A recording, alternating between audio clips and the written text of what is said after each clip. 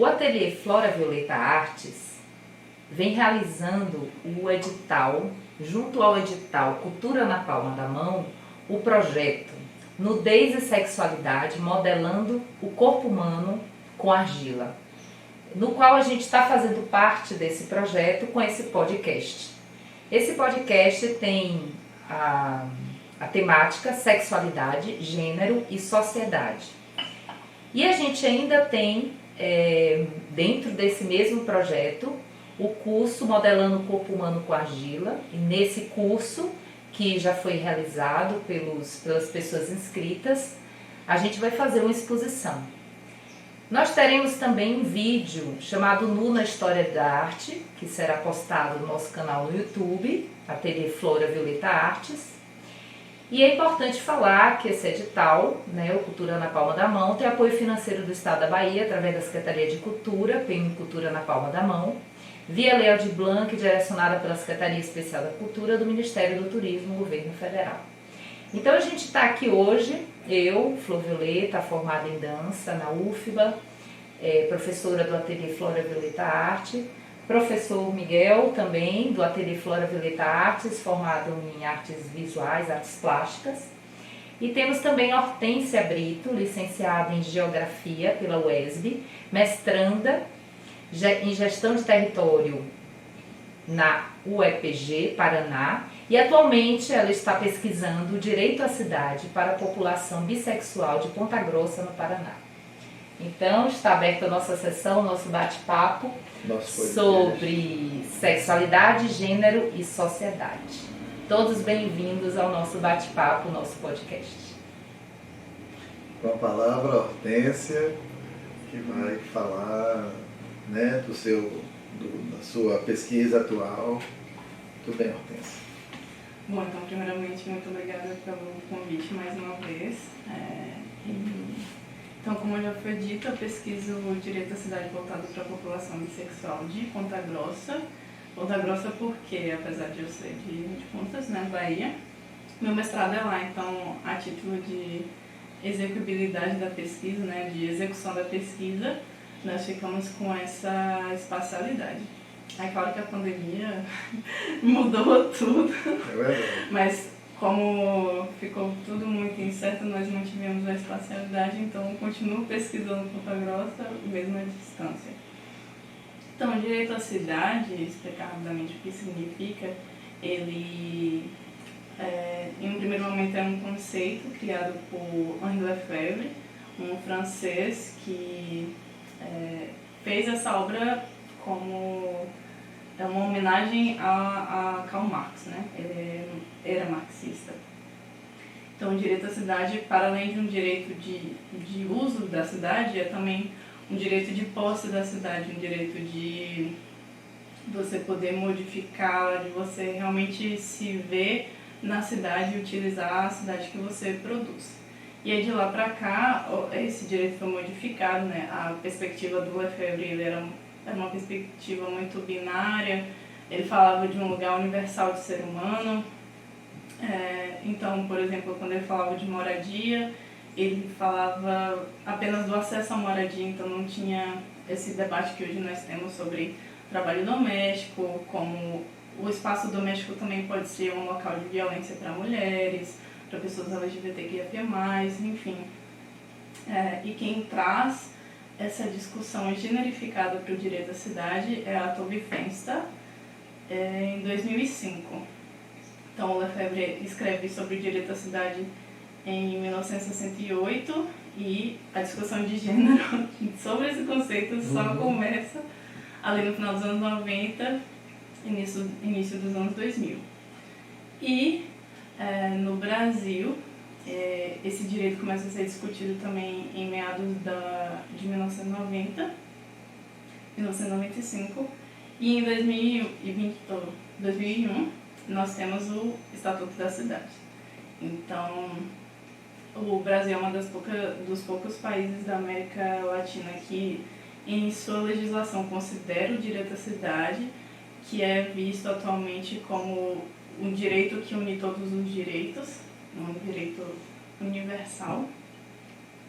E minha proposta é pesquisar a bissexualidade dentro desse direito, que tem uma proposta de ser participativo na construção da cidade. A gente sabe que não é isso que acontece, né? A cidade muitas vezes é um local violento para as mulheres, para pessoas não brancas, né? Negros, pardos, indígenas, asiáticos, enfim. E é um lugar violento também para a população LGBTQIA+, enfim. A cidade é feita por homens cisgênero, heterossexuais brancos, para outros homens cisgênero, heterossexuais brancos. Deixa eu te perguntar uma coisa, Hortência, que eu fiquei curioso. Você acha que a cidade foi construída para ser assim, para colocar essas pessoas como estrangeiros dentro da própria cidade? Ou você acha que isso foi uma coisa que aconteceu naturalmente? Ou seja, naturalmente, por conta da sociedade, o nível de sociedade que a gente tem, se naturalmente a gente vê esses preconceitos. Entendeu? Entendi. Bom, muito da nossa sociedade remonta à sociedade grega. Certo? A própria ideia de democracia vem dos gregos. Então, na cultura ateniense, a polis era reservada apenas a homens daquela sociedade também, porque estrangeiros, inclusive, eram escravizados. Mulheres e estrangeiros não participavam, não eram cidadãos. Não eram cidadãos, exatamente. E as mulheres até é curioso porque a razão pela qual elas não participavam é porque eles acreditavam que a hístera, que é útero, do grego, daí que surge também o termo mulheres histéricas. Então não usem essa palavra, pra gente, histeria é muito ofensivo. Na sua origem ela é terrível. Exatamente. Então, acreditavam que a hístera era um animal que controlava as mulheres, por isso elas sangravam, sentiam dor, etc, etc. E, portanto, não conseguiam pensar racionalmente. Então, as mulheres eram confinadas ao oikos, que é casa, enquanto a polis, a ágora, né, o centro urbano, o centro de decisões, o centro político, era reservado apenas aos homens homens atenienses também, né, desconsiderando pessoas de outras localidades. Então, se a gente remonta o que nós conhecemos por cidade a partir dessa sociedade, então sim, ela foi criada desde a sua gênese para atender a uma população específica. Então assim, premeditadamente foi para colocar. Então, assim, boa parte dos preconceitos que a gente vê hoje são vindos de uma coisa absurda, como essa coisa da hístera que você falou. Sim, sim. E eu não sei se é essa palavra naturalmente, porque assim, é tudo criado, é cultural, né? É tudo cultural. Essa questão que é natural, que é cultural, é uma questão muito polêmica também. E nessa cultura, é a cultura do homem branco, né? É o patriarcado, a gente veio do patriarcado. Hoje em dia, até se você for pesquisar assim, culturas matriarcais no mundo, são uns lugarzinhos assim, miúdos, né? Então a nossa hegemonia é patriarcado. E essa herança é muito forte até hoje.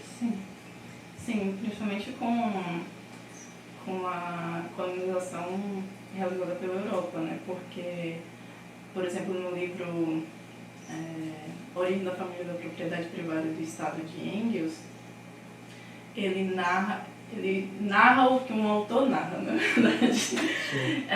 De quando esse autor que ele narra vinha aqui para as Américas e outras sociedades em que não existia essa divisão de gênero no trabalho. Não existia também monogamia, né? A monogamia ela foi criada para que... como é o termo agora? Preservasse a herança dos herdeiros. Então, como é que eu vou saber se aquela criança é minha filha legítima? Eu preciso instaurar uma forma de organização familiar de forma que eu saiba que aquele filho, aquela criança tem meu DNA, né? Então a monogamia nasce disso. E com isso uma série de outros comportamentos, tanto que em relatos de quando os portugueses chegaram no Brasil falaram que as indígenas eram promíscuas, que os indígenas não conseguiam controlar suas mulheres, umas coisas, tudo que a gente tenta destruir, entre aspas, atualmente, né, era um comportamento que já existia fora da Europa e que a Europa foi varrendo, assim, e transformando apenas o que ela produzia. E não tem como não deixar de citar da religião nisso, né? De instaurar o pecado, de instaurar algumas coisas que são interessantes para a religião. Exatamente. Que os índios, a religião deles era o sol, a lua, a terra, o mar, não existia essa instituição religiosa que, com a mão de ferro, com o pecado, né? Então eu vejo também assim, algumas pesquisas que falam que a mulher, ela estava com o homem, né, dentro da tribo, e quando eles não quisessem mais, tchau, vai com outro homem, e não tinha toda essa celeuma de, né? Essa ideia de pecado. Essa ideia do pecado, essa ideia, eu gosto de você, fico com você, gosto de fulano, acabou aqui, vai para outra história e as coisas vão acontecendo de forma, talvez aí possa dizer, mais natural, né? Assim, de acordo com o sentimento, e não por uma instituição que diz isso é certo, isso é errado. Assim, e como não existia monogamia, por exemplo, as crianças eram cuidadas por todo mundo. Que é uma coisa que também a gente só foi começar até com a instauração do Estatuto da Criança e do Adolescente, né? Que a própria ideia de criança e adolescente também ela é muito recente, né? Na nossa história da humanidade. E então, mais uma vez, o que nós tentamos lutar hoje em dia é uma coisa que já existia anteriormente. Então, de certa forma, a gente pode dizer que as sociedades primitivas eram bem mais resolvidas do que a nossa. Porque você falou até alguma coisa aí sobre essa questão do... Você tem falado das etnias e tudo, do patriarcado, mas tem uma relação assim de domínio, né? Uma grande preocupação em ter um poder. Então, os grupos considerados mais fragilizados irão sempre sofrer porque tem a ideia do poder, tem que ter o poder. Em relação à mulher, se tentava esse domínio, né, colocava-se ela num canto para que ela não falasse tanto, e em relação ao homem se usava a força. A relação do homem com o homem também é a força, sempre o poder. Eu vi uma imagem certo dia muito interessante, que é assim, uma mão em preto e outra mão em branco. A mão em branco estava um pouco acima e uma moeda na mão dela. Então, assim, é tudo pelo poder. A gente até pode falar das etnias e tudo, se é branco, se é negro, etc., mas é principalmente a luta pelo poder. E hoje as mulheres têm uma luta que é muito interessante, que não é pelo poder. É por ter direitos, né? Eu não gosto de dizer direitos iguais, assim. Dentro de por que uma mulher vai ganhar menos tendo o mesmo cargo que um homem? Não tem sentido isso, né? Então é pelo direito, o direito que seja mais evoluído dentro da sociedade, que ela possa ter o direito se ela tiver se você falar juridicamente é direitos iguais mesmo. Eu acho que o termo certo é esse, né? É para toda a sociedade. É porque quando você fala direitos homem, mulher, iguais, as pessoas branco, talvez entendam como seja em relação a tudo. Mas, assim, juridicamente sim, naturalmente, né? Em relação a tudo. É direito do ser humano, sendo qualquer gênero. Pois é, qualquer gênero que seja. Então, assim, que ela exerça, que ela possa exercer dentro da sociedade aquilo que ela quer exercer. Que ela seja tão cidadã quanto. Tão cidadã quanto. Agora é interessante, a gente vai lá na Grécia, que é o Ocidente, né? Tudo que o Ocidente bebeu vem lá da Grécia. Se a gente for começar a falar de antes disso, na Índia, talvez até piore, mas de qualquer forma tudo vem a partir do Ocidente. Mas as sociedades primitivas tinham esses ditos, assim, a gente pode considerar assim, essas relações muito mais tranquilas, né? Em relação à mulher dentro da tribo, em relação ao curumim que pertencia. Você falou do Estatuto da Criança e do Adolescente, e tem muita gente que não compreende isso. Que se um pai e uma mãe maltratam uma criança, o Estado tem todo o direito de chegar e tirar deles. A criança pertence ao Estado, pertence ao grupo, né? Agora, não sei o quanto a gente tem essa ideia de comum, né? De comunidade, de grupo. Sim, eu penso. Inclusive, houve uma alteração, né? Porque, se não me engano, a criança é dever do Estado, da comunidade, da família, e depois houve uma inversão de ordem, e em que o Estado ficou por último, para ele se isentar um pouco mais dessa responsabilidade. Sim. Então, não é que eu estava pesquisando aqui uma coisa que eu achei, eu lembro assim, mas não lembro quem fala, que diz assim, se o português chegasse aqui, porque assim, se a gente tivesse Eu acho que foi Mário de Andrade. se a gente tivesse essa colonização mais respeitosa, né, mais menos dominadora, a gente teria hoje um legado da sociedade indígena muito mais forte, muito mais, né, não só na língua, mas nessa cultura, né, de senso de comunidade, de não ter essa coisa meu, é seu, do pobre, do rico, etc. Essas coisas que vêm de lá da Europa, vamos dizer. Então, aí tem uma poesia, acho que é de um dizer de Mário de Andrade, que ele fala assim, se o português chegasse no Brasil e tivesse... E fosse um dia de frio.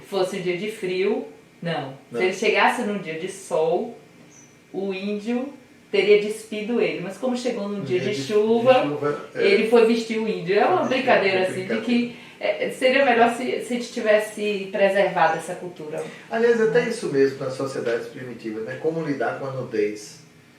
A sexualidade também começa na nudez, né? Tem a ideia também, mas começa no corpo. E como é que fica para você, Hortência, hoje? Como lidar com a sexualidade dentro de uma sociedade extremamente complexa, onde você tem o conservadorismo, onde você tem uma representatividade junto dos artistas, de lidar com isso de uma maneira tranquila, espontânea? Como é que você acha que fica para você essa questão da sexualidade? Né? Na sociedade com essa complexidade como tem. Sim, como lidar com a sexualidade? Se descobrir diferente do que a sociedade preconiza como o mais correto, etc, etc, etc. Você fala, por exemplo, você já citou 2 ou 3 vezes aí o termo LGBTQIA. O que é esse termo? Tá, a sigla, o L é de lésbica, o G é de gay, B é de bissexuais, T transexuais, travestis e transgêneros. Só uma adenda aqui para travesti, que é uma identidade latino-americana e que é sempre tratada no feminino, que às vezes as pessoas erram isso, e é uma coisa muito nossa, assim. Uhum. E as pessoas às vezes ficam se apegando tanto, qual a diferença de travesti, transexual e transgênero? É uma identidade, assim, e a travesti tem essa marcação mais territorial, assim, de ser latino-americana. Então tá. Que é de queer, que aí já é uma identidade que vem do norte global, né? Queer é uma palavra que originalmente foi do alemão, aí depois foi para o inglês, aí que significava estranho. Diferente. Isso, diferente. Diverso, né? E aí começou a ser utilizada como uma ofensa para homossexuais. E que nos anos 80 passou a ser apropriada como uma identidade mesmo, assim. Vai me chamar de queer, então eu sou queer mesmo. E aí... Isso já nos anos 80? Isso. Mas ela só foi incorporada, esse termo vem crescendo, né? Isso, sim. Ele só foi incorporado há pouco tempo, né? Isso, sim. Uhum. Tá. Porque o queer também era não era para ser uma identidade, era para ser uma contra-identidade. Justamente no argumento de que as identidades elas são inventadas, nada é natural, tudo é discursivo. Cultural, tudo é cultural, isso. Né? Tudo tem uma narrativa, né? Exatamente. Então era para ser uma contra-identidade, mas aí virou uma identidade e entrou na sigla tem realmente poucos anos. O I é de intersexuais, o A é de assexuais, o P é de pansexuais e o mais é de pessoas que não são heterossexuais, mas também não se identificam com nenhuma dessas identidades já citadas. Também... Ou seja, o mais é um espaço que você dá para qualquer coisa que surja. Eu não estou dentro disso, mas também não me sinto heterossexual. Sim.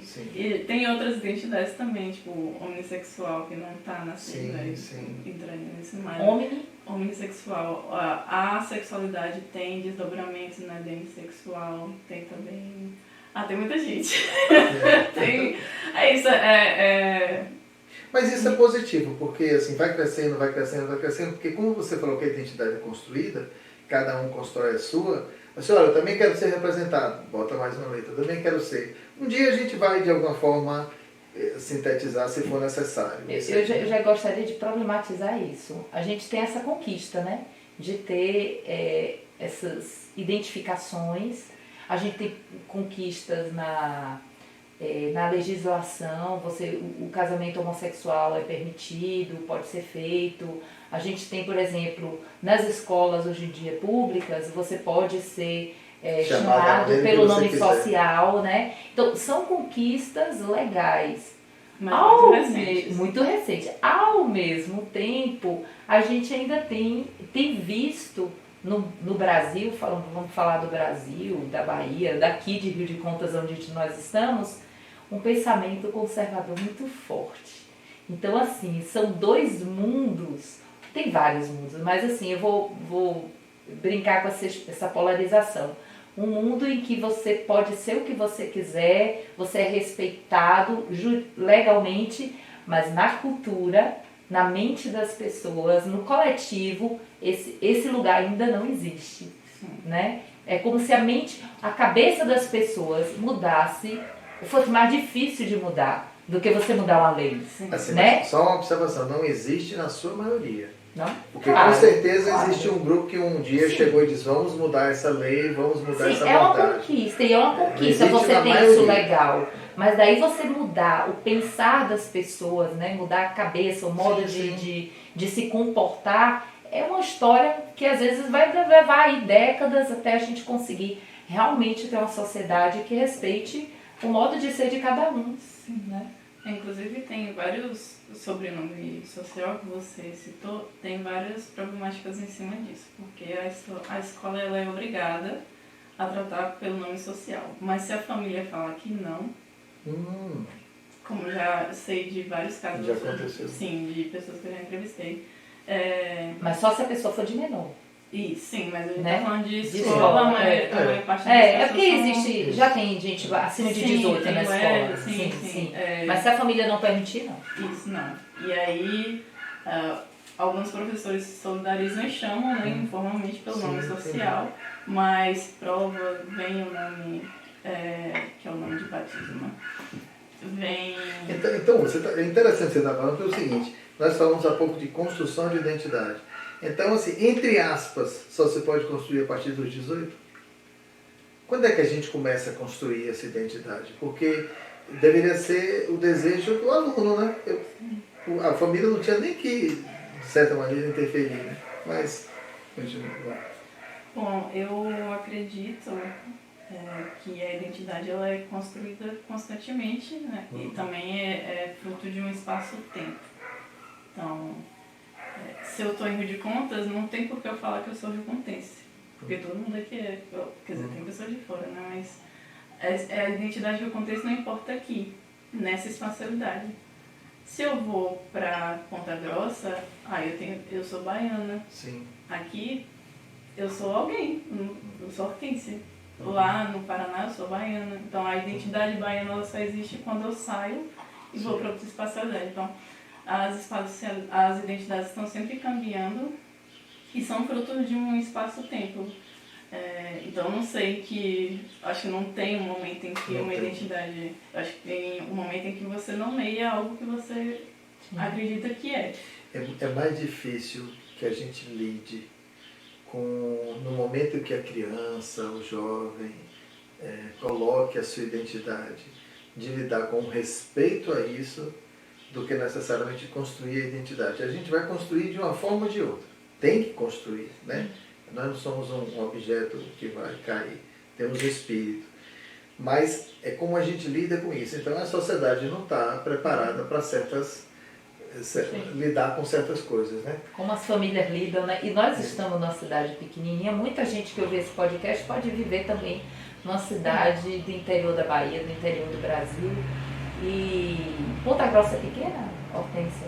Não, tem 300 mil habitantes. Então já é grande, mas é uma cidade de interior, né? Sim, mas ela está bem próxima de Curitiba, né? Já tem muita influência de uma cidade grande, mas... Não? É aquela... assim, eu só morei há 4 meses. O que eu vou falar aqui agora são as pessoas que eu entrevistei que me falaram, né?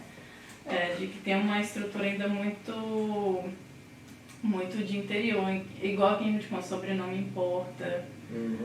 E lá, como tem muito essa questão mais de herança europeia do que a gente, tem até questões tipo, se você é holandês, se seu sobrenome é holandês, então você é mais importante do que quem tem sobrenome ucraniano, e etc. Então, aí a gente, numa cidade pequenininha, como a gente é aqui, eu achei engraçado que a gente, antes de começar o podcast, ela falou assim, sim, porque aqui em Rio de Conta a gente é 10 anos atrasado do resto, né? Porque é uma cidade pequena, conservadora, num lugar distante, né? Essa espacialidade é muito importante. Você está distante. Quando você está num lugar pequeno e que todo mundo é meio que parente, existe um padrão social, uma forma de se conduzir que vai se repetindo, né? E aí quando você não tem muito acesso aos diferentes, pessoas que vêm de outras culturas, de outros lugares. Quando você está numa capital, quando você está numa cidade grande, o contato com o diferente abre horizontes. Eu posso ser A, B, C, D, E, F até, né? Quando você está num lugar pequeno que todo mundo tem um modus operandi, né? Tem aí você acha que é essa possibilidade, não existe outra. E por isso, às vezes, que existe muito assim nas cidades pequenas, essa questão de a pessoa não assumir quem ela é. Porque o olhar da sociedade é muito incisivo, né? Eu quero até falar uma coisa sobre isso. Não é à toa que tem lá o quê de queer, do diverso, a gente tem dificuldade de lidar com o diferente. Agora, veja bem, nós precisamos construir nossa identidade, seja ela lá qual for. A gente não está colocando aqui mérito nessa ou naquela. Enfim, a gente tem que construir nossa identidade. Quando digo naturalmente, assim, a gente vai fazer isso. Agora, eu vejo que existe uma dificuldade quando você se coloca de uma forma, você tem um preconceito, assim. Então, o que você vê na nossa sociedade, aí você coloca do tamanho da sociedade que você quiser, qual é a dificuldade que a gente tem hoje de assumir nossa identidade, seja ela lá qual for? Porque a gente pode falar assim, o mote aqui principalmente é discutir como a gente vai assumir nossa identidade de gênero. E isso no que concerne a travestis, os termos todos que você colocou. Mas nossa sociedade é tão cruel que até ser homem é difícil nessa sociedade. Sim. O que você vê como difícil, assim? Como um empecilho para que a gente construa esse gênero de uma maneira mais tranquila, mais espontânea, enfim? Tudo é um empecilho. Quer ver? Desde o momento embrionário, já tem uma expectativa sobre...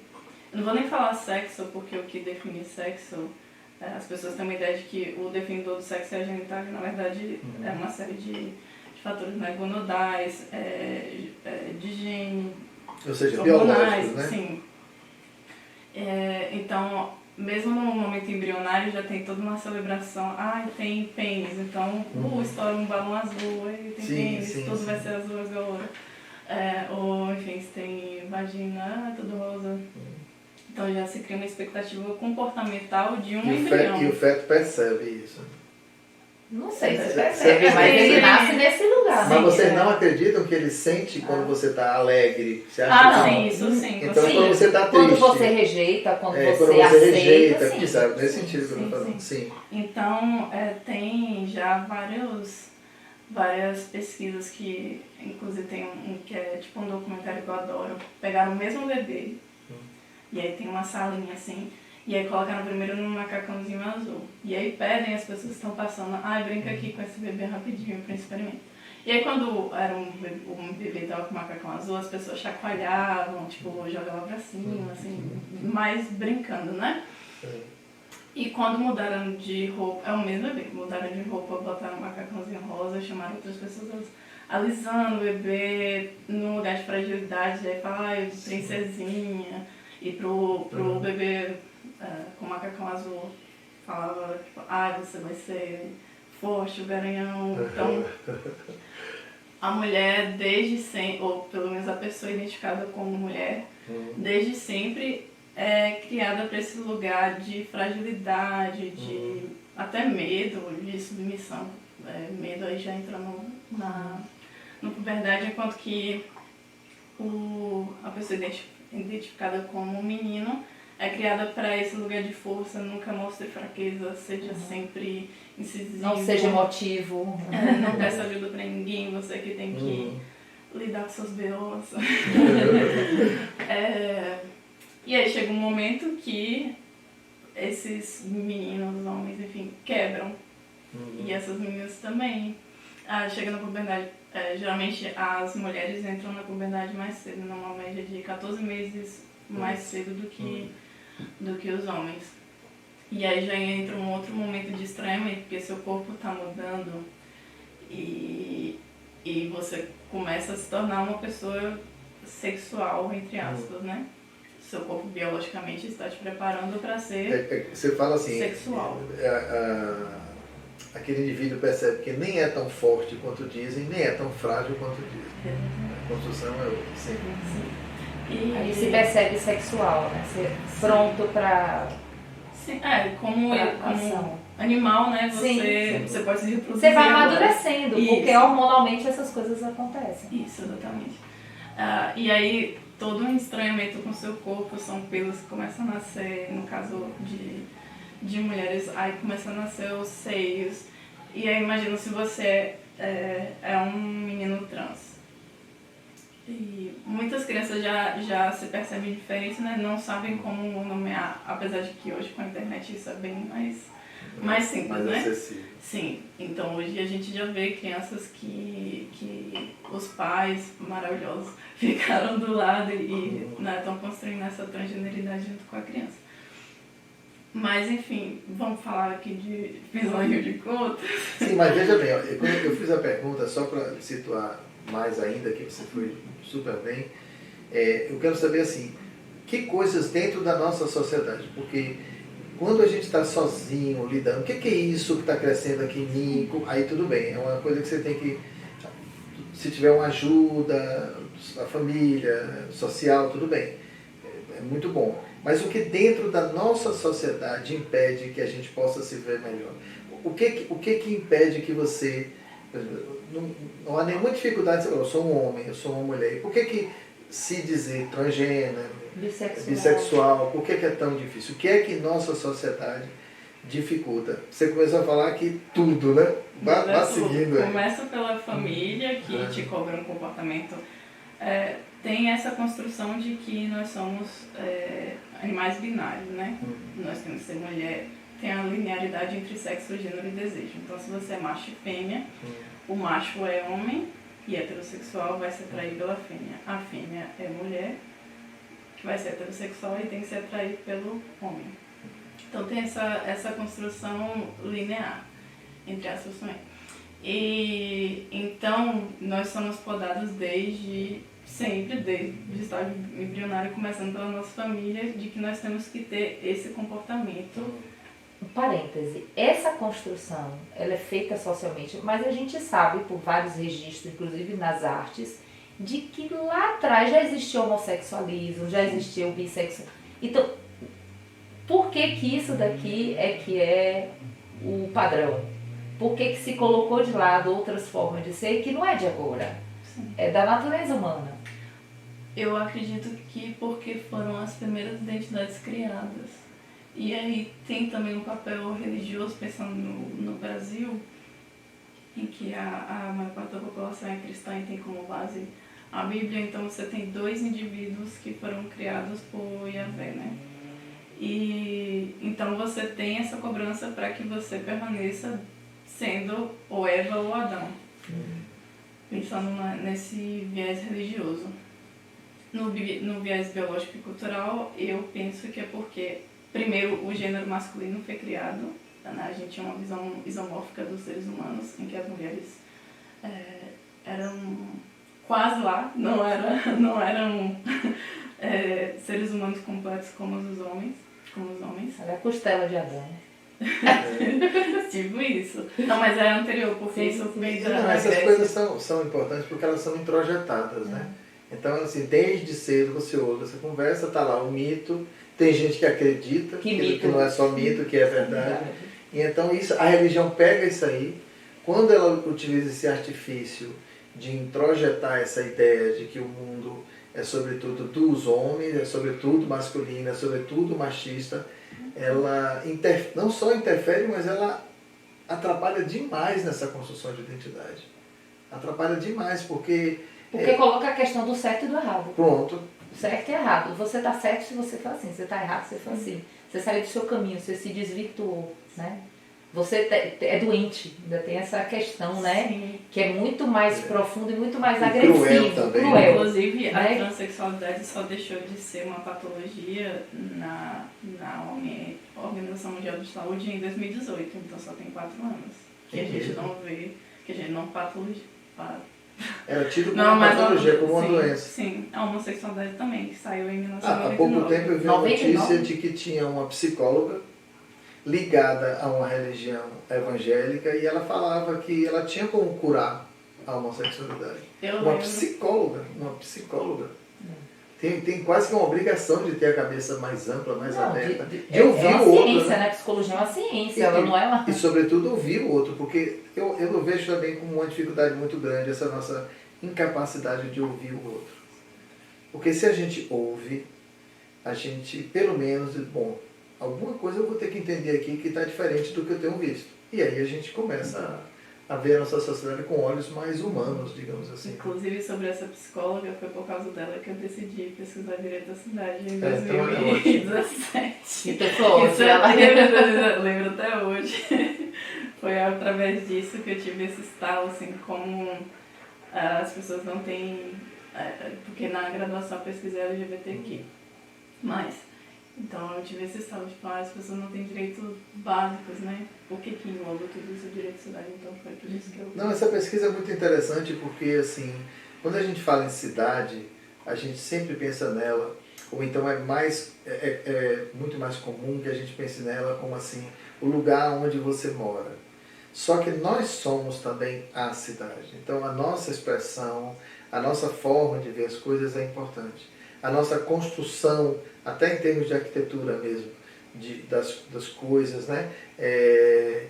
Isso também é importante. Então, assim, é como abordar-se aborda esse direito que a gente tem também de contribuir com o nosso olhar para a sociedade. E, nesse caso, é uma forma de você ouvir o outro, né? Eu começo daí, dessa importância de você ouvir o outro, porque é muito difícil você dizer para uma pessoa que tem, talvez até para uma que tenha muito conhecimento, é difícil dizer o que eu vou falar agora, mas para uma que tenha pouco conhecimento, falar dessa necessidade de você educar de uma maneira mais ampla, quando o próprio Estado estabelece, por exemplo, em tempo de ditadura ou de guerra, corta-se sociologia, história, filosofia, artes, enfim.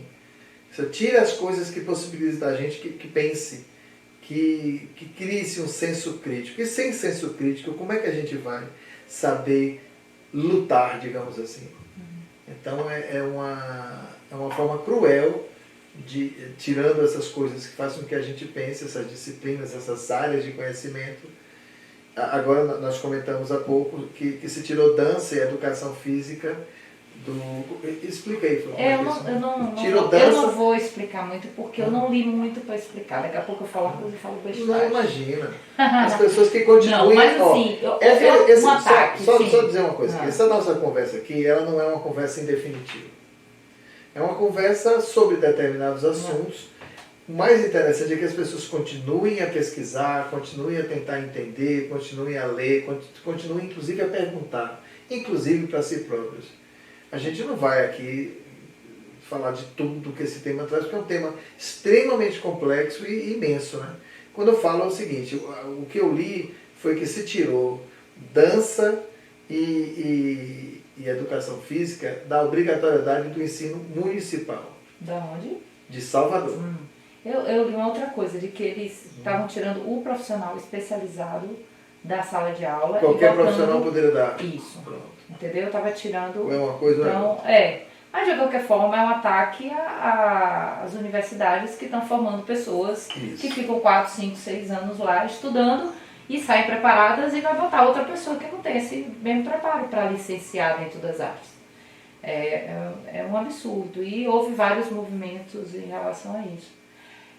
Eu queria retornar continuar um pouquinho na direção que a gente estava falando, que a gente está falando de um pensamento conservador e está falando de umas conquistas, né, que a gente tem conseguido.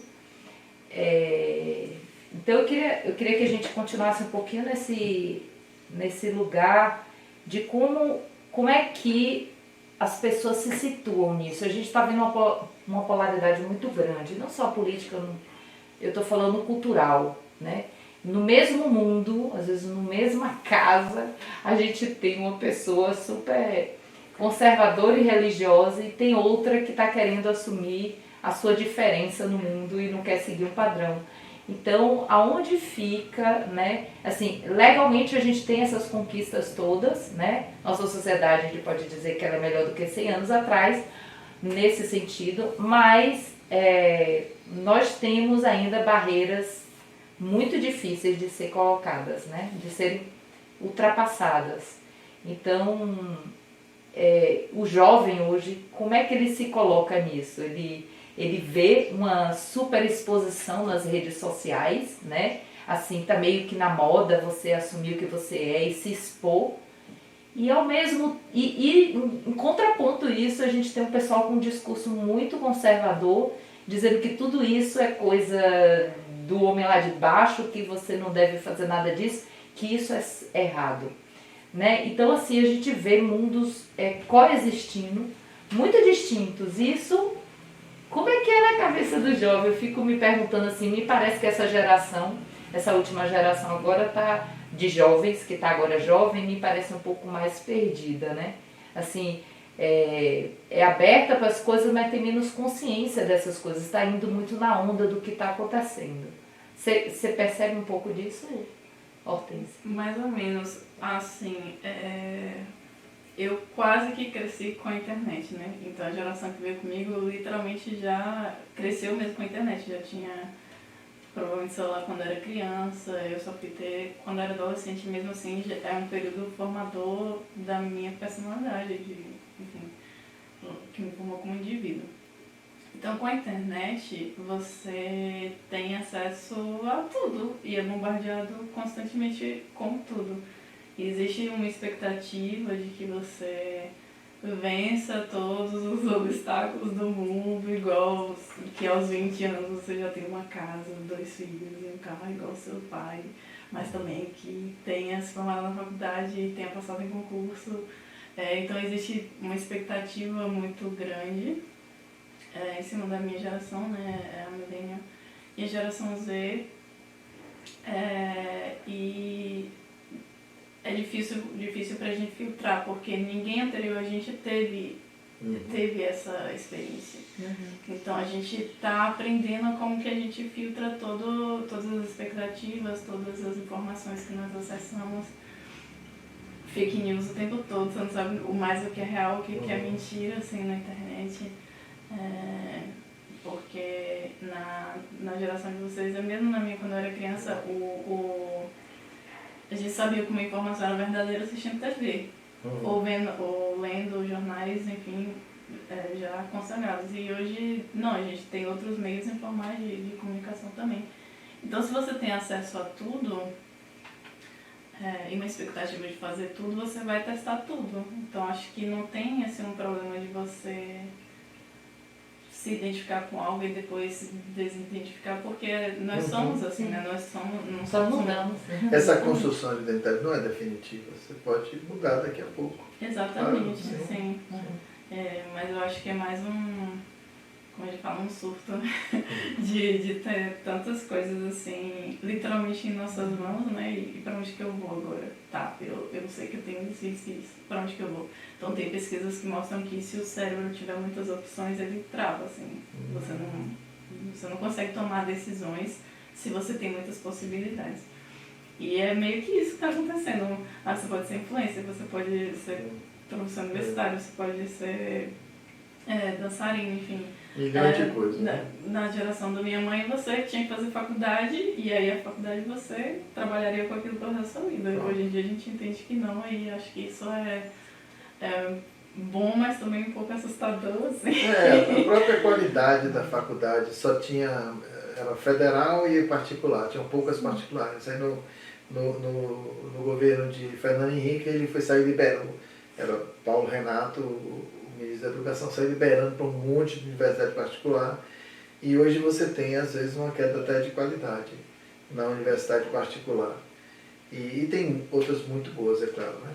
Então, também até isso, né? Agora, eu já li alguma coisa que fala assim, que nós precisamos de uma certa distância para entender as coisas. A questão é que eu vou entender essa geração agora daqui a 10 anos. Só que daqui a 10 anos já tem outra que eu preciso entender também. O mundo é muito rápido. E agora é Está mais rápido muito ainda. muito A gente está rápido. passando por um processo em que as mudanças ocorrem em um curto Espaço período de de tempo. É natural que nós, seres humanos, acompanhamos isso e na segunda a gente é de um jeito, terça de outro, quarta de outro. Agora, eu também entendo que você citou essa pesquisa, né, de muitas coisas no cérebro, porque apesar da gente ter essa possibilidade de ir mudando, se a gente muda muito bruscamente, a gente não consegue lidar com essa mudança. E essa questão de mudança é uma questão de dificuldade, não é só do jovem, né, do ser humano. O professor está ali falando em sala de aula que é importante mudar e nem ele consegue dar uma aula mais contemporânea, digamos assim. É muita coisa. A gente tem que lidar o tempo inteiro com o nosso olhar para o passado, com o nosso olhar, só o olhar para o futuro e viver o nosso presente. A gente olha, mas só vive no presente. Então é muito complexo. Sim, e você ia falar aqui também, mas... Eu queria falar um pouquinho da Minha memória é horrível. o corpo, né? Eu acho que tudo isso está na questão do corpo, como o corpo é tratado. Você vai ver na religião o corpo como pecado, você vai ver no Estado o corpo como domesticação do corpo. Trabalho. Né? Trabalho, como trabalho, uma domesticação, força de trabalho. E na arte você vê o corpo como inspiração. Ele é o lugar da arte. Eu vou falar da dança, né? É onde ela acontece. E eu penso assim, qual a contribuição que a dança pode dar para a descoberta da sua sexualidade, né? Do indivíduo, né? Eu penso que tem quanto tempo que eu dou aula? Tem mais de 200 anos. Não, tem uns 25 anos. Eu vejo que é tão importante e cada vez mais, hoje em dia que as pessoas estão muito fora do seu corpo e muito no virtual, vamos dizer, né? Não está tendo, principalmente com a pandemia, mas mesmo antes da pandemia, o contato de pegar no outro, né? A dança, ela possibilita esse estar em conjunto, né? É um trabalho coletivo. Se com o teatro é um trabalho coletivo, não é como as artes visuais, você está ali sozinho fazendo. E essa descoberta do seu corpo e do corpo do outro, isso abre muitos horizontes, né? Não só você com seu corpo, com a sua sexualidade, que não é só o órgão genital, né? Mas é o que te dá prazer, né? O prazer do toque, o prazer da pele, do tato. E a dança, ela contribui muito para essa descoberta e de um corpo que é expressivo. Meu corpo, ele não serve só para trabalhar, não serve só para eu me deslocar, ele serve para algo muito maior, né? Para a descoberta de mim mesmo, né? E até essa questão de colonizar, né? O meu corpo sou eu, não existe o meu corpo, eu sou mente e corpo, é tudo junto, né? Eu me construo eu me construo enquanto corpo e mente, e tudo isso junto é que sou eu, né? Não existe... Eu estou falando aqui o meu corpo porque é um vício de linguagem, né? É um vício de, o meu corpo, o meu braço. O meu braço sou eu, não existe o meu braço. Eu sou isso tudo. Tem né? Mente, corpo, é a mesma mas coisa. tem a coletividade também, né? Você construir em grupo. Em grupo, isso é importante, isso é muito importante. E que eu acho que cada vez mais as pessoas estão perdendo e está ficando essa grande lacuna, essa grande carência dos relacionamentos. É no relacionamento que você descobre, né? Que você se descobre, né? O que eu gosto, o que eu não gosto, o que eu vejo no outro, o que eu vejo de mim no outro. E a gente tem perdido muito isso nos últimos, principalmente 2 anos.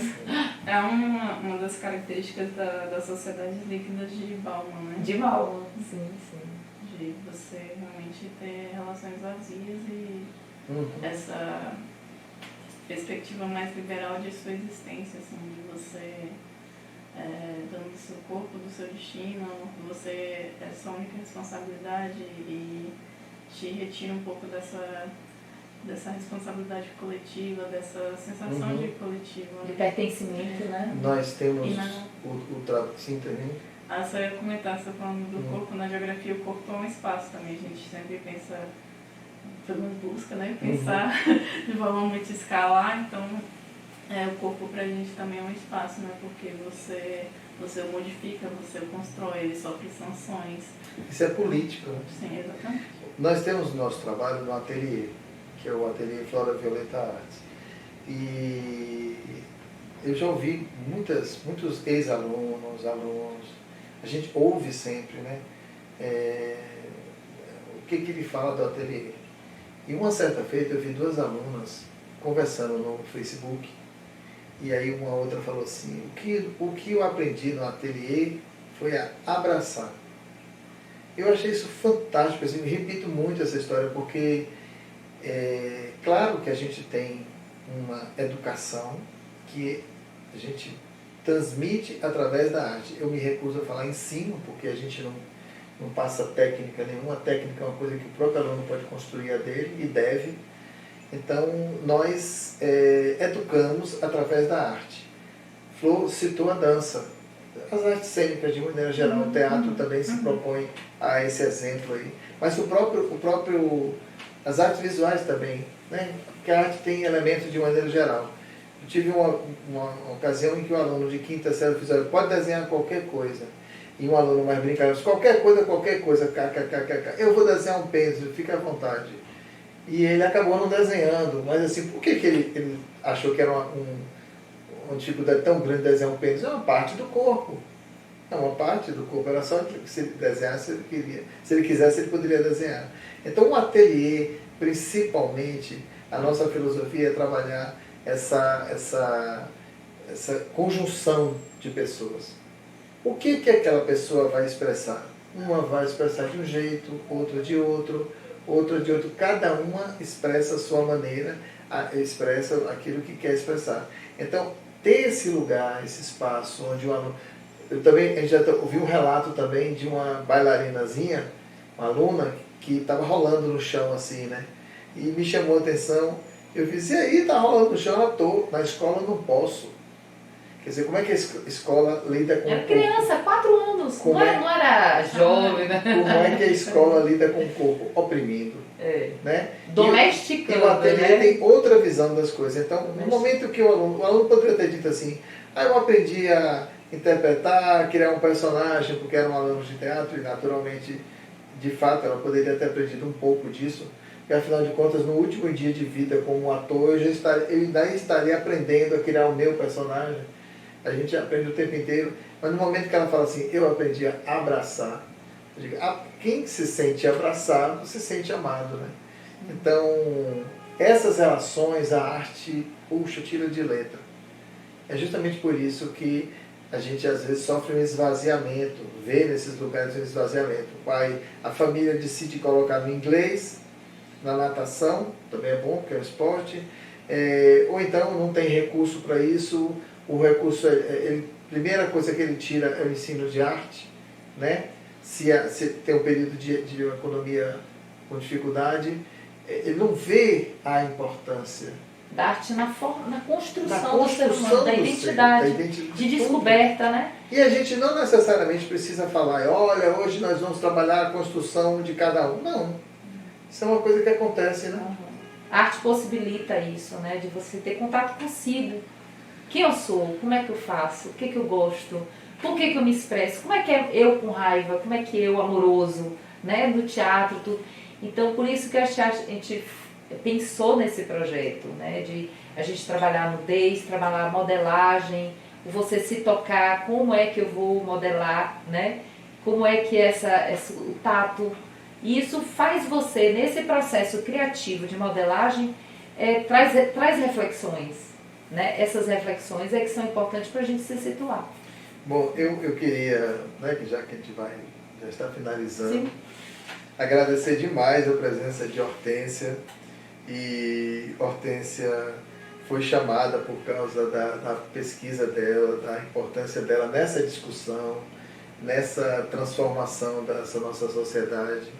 E a gente está muito contente. Infelizmente o nosso tempo é limitado. A gente pode conversar sobre essas coisas assim, né, por horas e horas e horas.